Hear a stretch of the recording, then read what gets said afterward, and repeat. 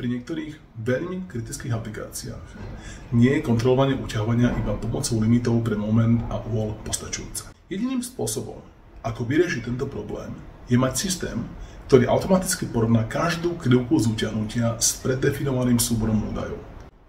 Systém Demeter používa zabudovanú umelú inteligenciu a desiatky rokov skúsenosti firmy Desutter na spracovanie dát s tisícov referenčných utiahnutí na definovanie zhlukov.